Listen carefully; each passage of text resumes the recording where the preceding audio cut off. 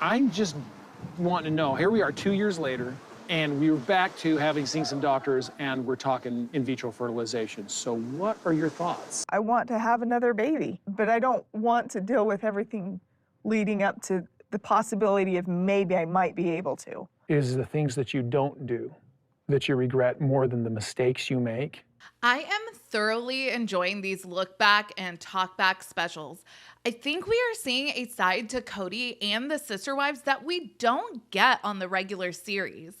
In the talkback special that aired on the 22nd, the Browns answered questions and reacted to the season premiere of season 18. For the next talkback special, they will be doing the same format, but for the season 18 finale.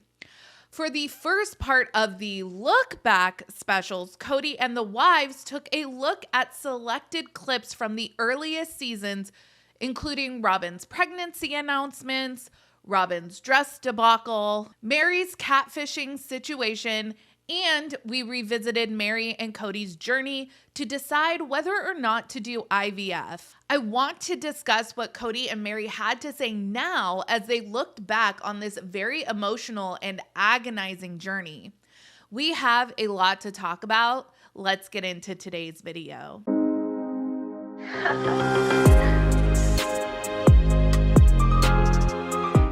Hey everyone, what's up? It's Sarah and welcome back to my channel. There is so much to unpack here.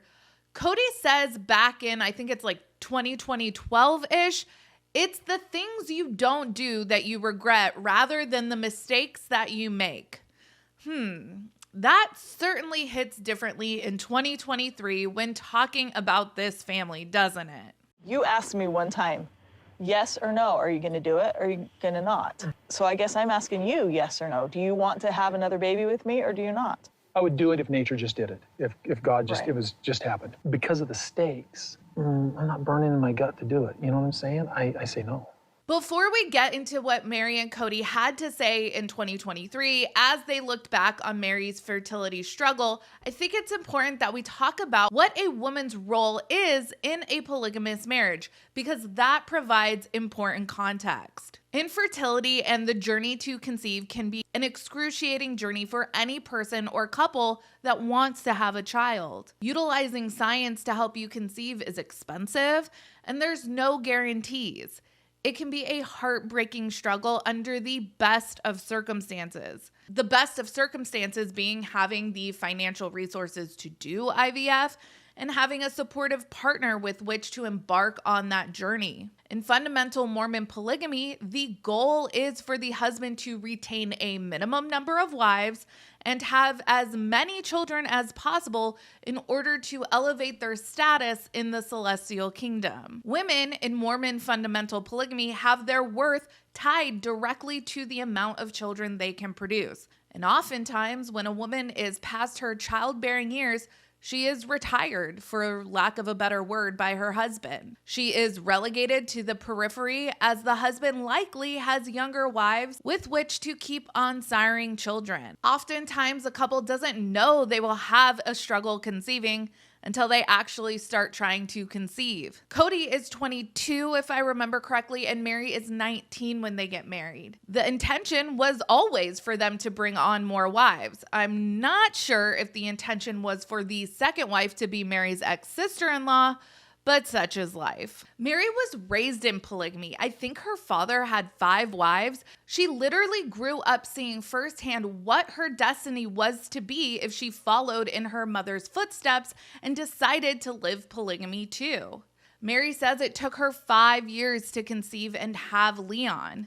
She says she always wanted to have more children, and I have to wonder if part of one of the earliest turnoffs Kody experienced with Meri was the fact that it was so difficult to have kids with her. Despite being the first wife, Meri's child, Leon, is the third born out of Kody's 18 children. One of the moments left out of this clip montage was Robyn's bizarre offer to be Meri's surrogate literally moments after she gave birth to Solomon. I wish we had 2023 reactions to that moment because I definitely don't think that it was a genuine offer.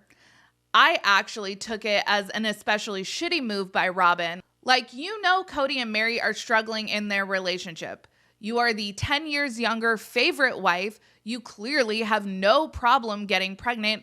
And you're showing Kody that you could spare a pregnancy for Meri. Look how selfless she is, Kody. Wow. I think much like everything else we see with Robyn, the words coming out of her mouth never match her actions. Kody and Meri never went through with IVF, and Meri never had any additional children. What both of them have to say now in 2023 during this look back special was especially brutal, in my opinion. I remember I was planning on telling him that day that I was wanting to move forward with in vitro. From the time that we were in Mexico to a year later when we're in Las Vegas talking, sort of wrapping this idea up, I was very gung-ho about it. During that time, I think it was just more realization that our marriage is not really healthy.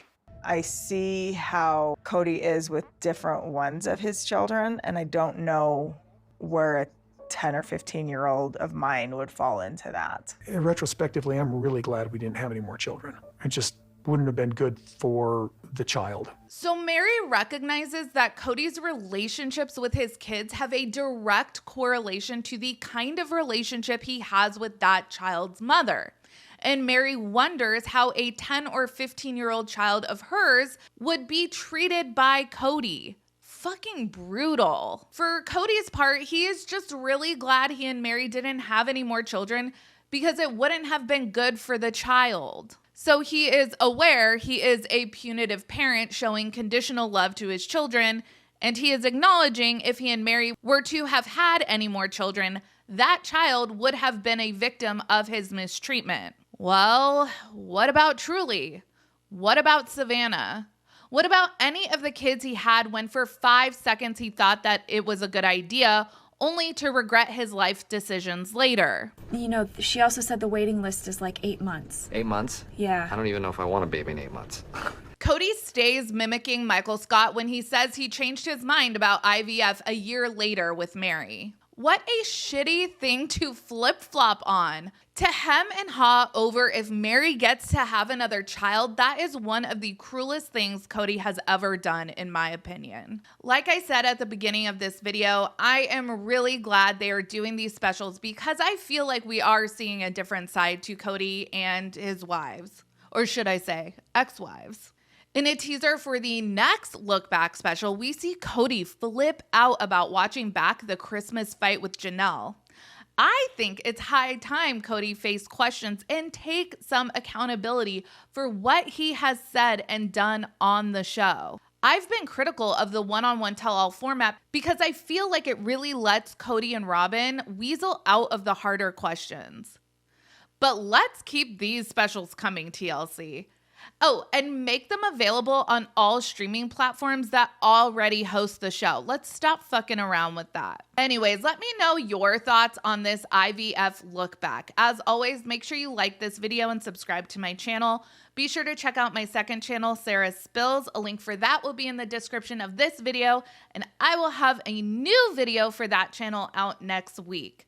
Follow me on Instagram, Threads, and X at Reality Squad, and I will catch you guys in the next video. Take care. Have a good one. Much love.